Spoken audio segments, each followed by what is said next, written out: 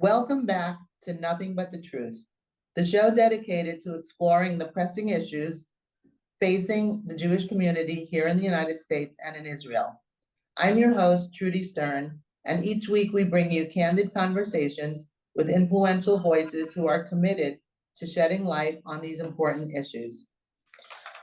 Today, I'm excited to welcome Congressman Anthony D'Esposito to Nothing But the Truth. Congressman D'Esposito represents New York's 4th Congressional District, which includes the 5 towns, Atlantic Beach, Long Beach, Lido Beach, and West Hempstead. As a strong advocate for his Jewish constituents, he has worked tirelessly to combat antisemitism and has been a vocal supporter of Israel, emphasizing the importance of a strong U.S.-Israel relationship and advocating for policies that ensure Israel's security. His commitment to these causes reflects his dedication to fostering understanding and support for the Jewish community, both at home and abroad. Please join me in welcoming Congressman Anthony D'Esposito to Nothing But the Truth. Welcome, Congressman. How are you? I'm doing great, Trudy. Thanks for having me. So great to have you today. We're actually going to delve right into the issues. We're very close to an election, and I think the listeners want to hear a lot about your positions regarding these issues. And there are a lot of things facing the pro-Israel and the Jewish community here in the 5 towns, as well as here just in New York. So prior to you becoming a congressman, you served as a detective with the Nassau County Police Department, where you received several awards for service, including the Nassau County Police Department's Medal of Honor and many commendations for outstanding service. I wanted to know how you feel that this extraordinary background influences your approach to public service and the issues that you champion as a member of Congress, and how has that shaped your views on the issues facing the country today? So I think that that's a great question, and it's something that I answer often because perhaps a career in law enforcement is not always the route that people take to government and elected office. I've always said that I had a great career in the New York City Police Department, retiring as a detective with over 600 arrests. I accumulated over 50 medals and dismantled gangs and took hundreds of illegal firearms off the street. And I spent most of my career working in a team-based atmosphere. And I sat in the car with individuals, different color skin, different religion, different economic background, and certainly different political ideologies. But my life depended on them and their life depended on me. And it really gave you a lesson and an education on how to compromise, how to talk to people. It's an education that you really can't receive in any university or college. And it's one that I appreciate every single day. And I've tried to bring that compromise and work ethic to government. And I think that that's why I've been recently named the 11th most bipartisan member of the 118th Congress, because I have the ability to talk to people. I've done it my entire adult life, working to make communities safer with individuals that don't always see eye to eye.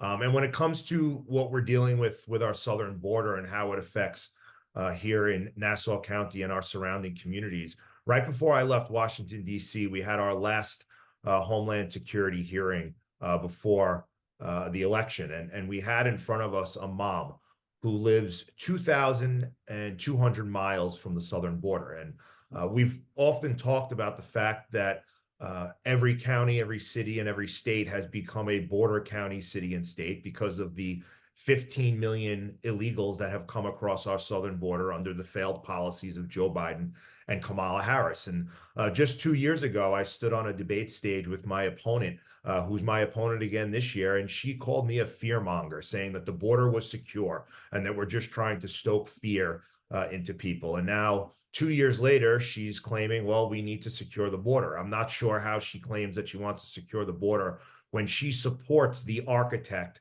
that created the disaster that we're dealing with. But what it comes down to is, even though we're thousands of miles away from the southern border, the migrant issue has affected every community throughout the country. I've visited the border multiple times, and I will tell you that it affects every industry along our southern border. But then you come home and you come to Long Island and our surrounding communities in the 5 boroughs, and you realize thousands of miles away, it affects every industry here. I've sat down with school board members and superintendents who have said, in the middle of the year, I'm now getting up to 8 to 10 unaccompanied minors who are coming into the school district. English is their second language. They need different resources. They need focused resources. And quite frankly, we make our budgets pretty strict. School board members work really hard to do more with less and to run that school district like a business to provide the very best education to the taxpayers. And when you get an additional 8 to 10 kids into your school district, that could really send your budget into a tailspin. So it's affecting our education. You talk about public safety, it's affecting law enforcement. It's a problem with first responders, the fire department, and EMS. We've seen our hospital systems overrun. Because we have migrants who don't have health insurance and they can't utilize doctors. So they're utilizing our emergency rooms as places to receive basic care. So when those of us who utilize our hospitals with a serious emergency get into the ER, we're waiting hours, if not days, to be helped because all the resources are being taken by the illegal migrants. You go into New York City, our trains, our subways, our buses, our streets have become, unfortunately, tent cities for these migrant situations. And we have a solution in the city of New York. The city council and the mayor should say we are no longer a sanctuary city. We are going to spend billions upon billions of dollars to fund the migrant crisis in the city of New York. And that leads right here to Nassau County. And thankfully, we have a county executive who has said very strongly that Nassau County will never be a sanctuary county.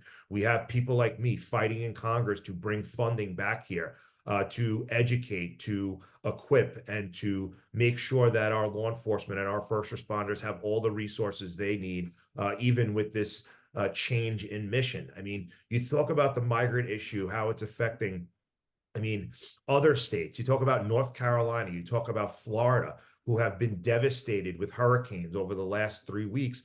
And FEMA is finding a hard time to get to that funding that they need. Why? Because their mission over the last 2 years has been to utilize funding for migrants to make sure that they have shelter, make sure that they have food. So the funding that should be supporting states right now devastated with a hurricane and supporting Americans who pay taxes every single day, that funding is going to illegal migrants.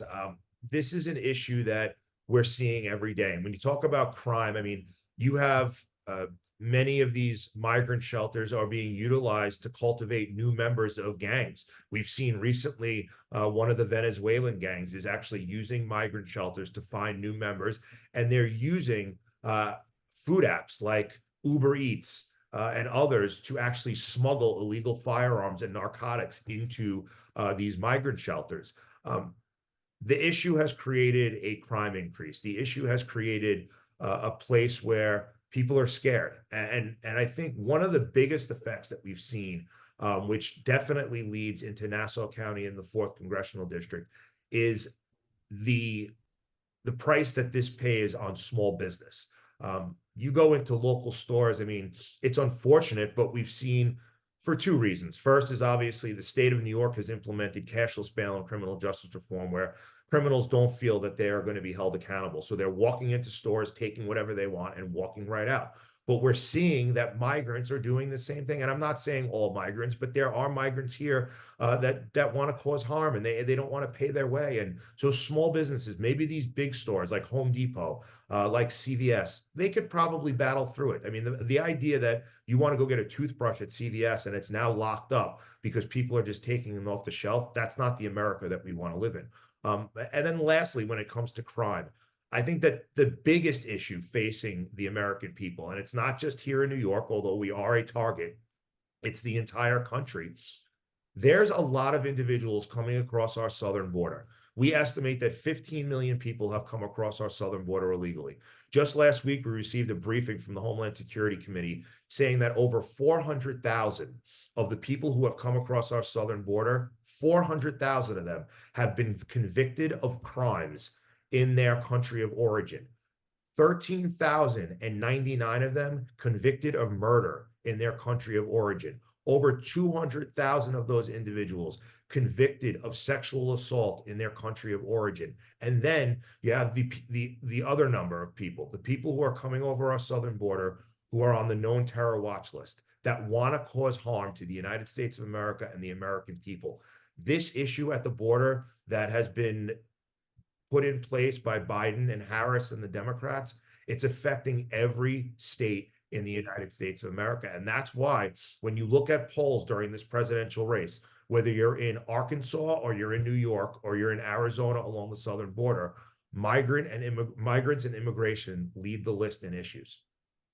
It's really, really interesting to hear you speak about this. And obviously, your experience and expertise in law enforcement prior to coming to Congress really shapes a new perspective that I personally haven't heard before.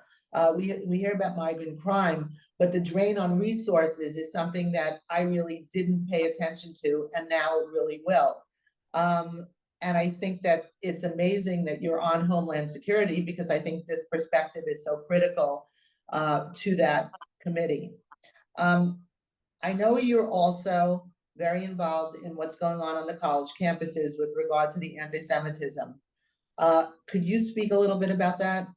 Sure. So, obviously representing the Jewish community has something that's been critically important to me since my first day as a member of the Hempstead Town Board. Obviously, for those listening, the town of Hempstead is the largest town in the nation, bigger than 7 states by population. And I had the honor to represent most of the 5 towns for my entire tenure on the Hempstead Town Board. And during our time on the town board, I worked with our now county executive, Blakeman. We were councilmen together. And the town of Hempstead passed the first anti-BDS legislation, I believe, in any town in the United States of America. And what's important about that legislation is it wasn't just passed because we thought it was the right thing to do. It wasn't just passed because people want to get press out of it. We not only passed it, but then we put it into motion. When the issues were breaking with Ben & Jerry's and Unilever, we demanded that all of our commissioners and directors remove any Unilever products from any town of Hempstead facility. Any of our vendors could no longer have those products on their shelves. And I think that putting that into action is super important. And representing the 5 towns and our Jewish communities in West Hempstead and beyond has been so important to me. And obviously in Congress, I've now visited Israel 3 times, and I sit not only on the National Holocaust Museum. I'm one of, I think, 3 members of Congress that have been appointed by the Speaker of the House to sit on that museum board, which really, I think, gives me 2 opportunities that I've used. And one is to make sure that resources for educating and for bringing the tools that we need to fight and combat anti-Semitism, that we actually take them out of the museum and bring them into the communities. That's really what that museum is for, is to make sure that communities have resources and educational opportunities to talk to the people in their area. And that's something that I've been very vocal about. The second is making sure that museum, that members of Congress use it as a resource to learn from. Just a couple of months back, myself and a Democratic colleague of mine, Josh Gottheimer, led a congressional delegation to the museum and did a private tour and really opened the eyes of members to see what's available there, what they can bring back to their districts, and encourage them that when they have people visiting our nation's capital, make sure that the National Holocaust Museum is one of those stops.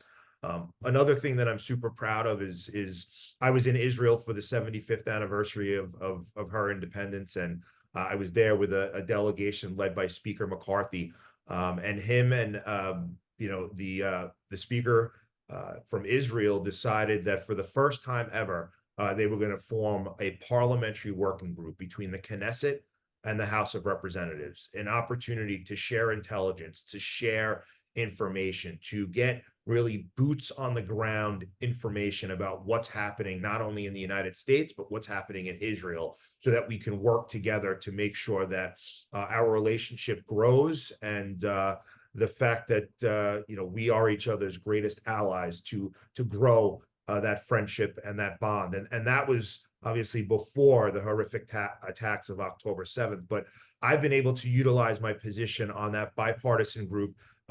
Believe there's only 12 of us. And obviously following October 7th, it's a group that's been critically important. We would like to spend more time on each other's soil. I know we had members of the Knesset visit here when Prime Minister Netanyahu spoke in front of a joint session of Congress that unfortunately our vice president decided to skip. But we have utilized this relationship, especially over the last year, to make sure that we have the real information that's happening on the ground in Israel and around Gaza, understanding what it is that the proxies of Iran and these terrorist groups are actually doing in Israel. And it's very helpful for me and other lawmakers, so that we are not, taking our information from the news.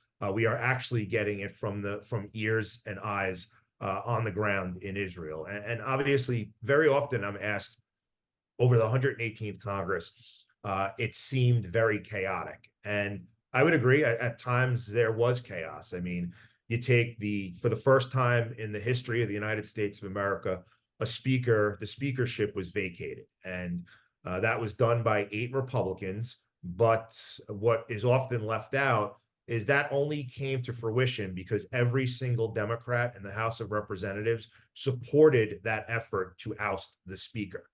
And when that happened, I think it gave us time to really reflect and realize what's important.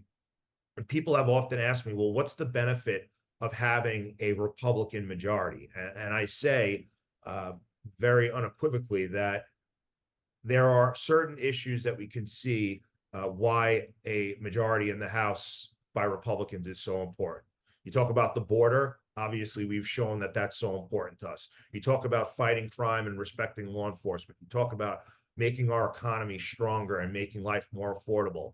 And lastly, when it comes to Israel, the committee hearings that we saw, specific to the ones in the Education and Workforce Committee, when we grilled the presidents of universities and colleges about basically being petri dishes of hate, that would have never happened if not for the Republican majority.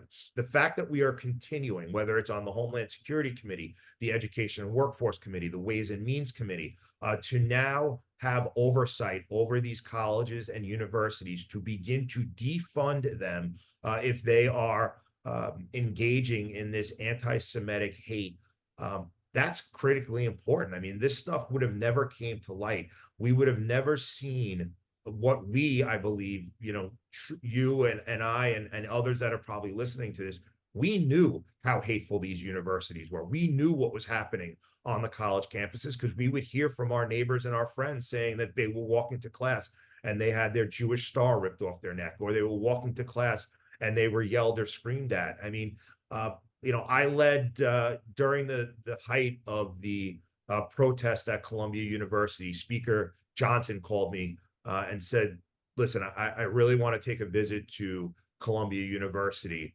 But before we actually go to the university and demand that the president step down, I would like to visit with some of these Jewish students. But I don't, and I think this tells you what a guy Speaker Johnson is. I don't want any cameras. I don't want any press. I don't want any video. I want to sit down for lunch with a group of Jewish students, and I want to hear what is exactly happening. And I also want to reiterate to them how critically important this is to me, to our conference, and for them to know that we have their back. And we went to a local Chabad just a few blocks from Columbia University, and I still remember, and it makes you almost emotional, sitting around a table with a bunch of Jewish students, and in walks the Speaker of the House. I mean, the third most powerful person in the United States of America. And he rolled up his sleeves and we sat down at a lunch table with these kids and got to hear their horrific stories over the last, not just few weeks, but few years. and what they've been dealing with. And the fact that, and I said this to them, I said, I hope you realize that through all of the loud noise and all of the hate and all of the screaming and all of the violence, that you realize that there are people in Congress, and yes, on both sides of the aisle, that support the Jewish community and are going to fight for the students at these college campuses. And that's exactly what we're going to continue to do. We're going to continue to provide oversight. We're going to continue to make sure that we defund these universities. We're going to continue to call for the removal of the presidents of these universities. And I hope that donors see, so it affects the donations going into these colleges, that when you become a petri dish of hate, you shouldn't be supported by anyone. So thank you so much for all of that. For all of the listeners that are tuning in late, I just want to welcome you to Nothing But the Truth. And today's guest is Congressman Anthony D'Esposito. I never knew that that is what happened with Speaker Johnson. So that is really an interesting backstory. We've all seen him at the university, but we didn't know that he actually went there and had lunch and spoke to students and was really interested in finding out what was actually happening on the college campus, and that it wasn't just a soundbite for an election. I do feel that it's so important to continue this work. The hearings were great and amazing in exposing what's going on. The fact that you're going to the college campuses and you're coming up with ways to hold them accountable by defunding, as well as I just heard recently, today actually, that the FBI is being sent to Columbia University to investigate these students that are committing terror against other students. Yeah, So it's an absolute shame. And you know what's sad is that when I was there and visited Columbia and other college campuses, you can tell that this is organized, and you can tell that a lot of the students, when you actually engage with them, which I chose to do probably against the Capitol Police's discretion, but I went into the encampments and I talked to these kids and wanted to know what is it that's making you so angry? What is it that's making you bring violence upon Jewish students? What is it that's making you burn flags of the United States of America and Israel in the streets? And for many of them, they have no idea what it is they're even fighting for. If you ask them to throw a dart at a map and pinpoint where Palestine or Israel is, they wouldn't be able to do it. But I think what it shows is that this is being organized. And I've recently, since the days at Columbia University, and obviously you go with the Black Lives Matter protest. I mean, the Democrats are the party of protesters. There is no question about that. When you go into those college encampments, I'm not just saying this because I'm a Republican, but those students, they're not voting Republican. They are clearly aligned with the Democrats and the left of the party, and they are being funded. I mean, we have intelligence that tells us that at some of these protests, people are actually getting paid, where there's almost cash registers set up on shopping carts using Venmo and PayPal to pay people to be part of these protests. And you know what we've seen recently, which I think is disgusting. I mean, my opponent, Laura Gillen, took a $40,000 payment from George Soros to run for Congress. You have organizations that have funded these protests on college campuses that have max donations to my opponent. I mean, when you talk about someone who says they want to be pro-Israel, there's a way to say I'm pro-Israel. Anybody could say that, right? You could just say it, I'm pro-Israel, and then actually be pro-Israel. And that's the difference between me and my opponent. She is a lot of talk and no action. If she was pro-Israel, she would have condemned people like AOC and Rashida Tlaib and Ilhan Omar. She would have condemned Kamala Harris for not showing up to the joint session of Congress for Prime Minister Netanyahu. She would have condemned the Senate Majority Leader, Chuck Schumer, when he stood on the floor of the Senate and undermined not only the state of Israel, but called for the removal of Prime Minister Netanyahu. You can say you're pro-Israel and you can be pro-Israel. And it is very clear that my opponent likes to do a lot of talking and there's no action behind it. I want to just bring up for our listeners, because I do think that there is quite a few listeners who have relatives living in Israel who are dual citizens or just American citizens. There is still time to register to vote, I believe, and also to cast an absentee ballot. And you just need to go to a site called ivoteisrael.com, and that would enable those people to vote. And I think that's really, really important, particularly at this moment. It's absolutely critically important. And I think that there is no question that there's a party right now that has been unequivocally supportive of Israel, and there's a party that's wavered. And it is so important to vote this election. I think that I've said it often. I know I've had this conversation with you offline, but I truly believe that this is the most important election of our lifetime. And the future of the United States is at hand. And without a doubt, the future relationship of the America-Israel, the friendship between America and Israel is at stake as well. And I'm hoping that come January, we continue the work that we did in the 118th Congress. I mean, there's been great legislation that has been sponsored and co-sponsored by people like myself and Mike Lawler, creating a special envoy to the Abraham Accords that has made it through the Senate and is waiting for the president to sign off on. I mean, we can continue. We have a true patriot from the Five Towns, Ambassador Friedman, who led the way when it comes to the relationship between the Middle East and the United States of America. We need to continue the work on the Abraham Accords and continue the work that was done under the prior administration. And you have, when it comes to registering to vote, if we have people that are listening that haven't registered yet, you have until October 26th to register to vote. And obviously, October 26th also begins early voting. There's an early voting site right in the Five Towns. I believe it's the Lawrence Country Club. So we're trying to make it as easy as possible for our neighbors to cast their ballot. And I want to encourage early voting as well. It's the same machines that you're going to vote in on election day. And we want to make sure that we bank that vote so we have them all in. We've seen over the last few years, I mean, you rewind back to Hurricane Sandy, where we never expected to see what we saw, but that had an effect on election day. You rewind back to the special election in the 3rd Congressional District on February 13th, where we woke up on the morning of the election and there was 6 inches of snow on the ground. So if you have the opportunity to vote early, do your duty. And I believe that we're going to have a very successful election night, not just for me, not just for our party, but I think most importantly for the future relationship between Israel and the United States of America, and to continue the fight to root out anti-Semitism. Well, this has been an extremely enlightening conversation. I never actually realized the importance of having a background like yourself and shaping the future of our country in the United States Congress. So thank you so much for actually throwing all of your talents into serving our community, both before being in Congress and now.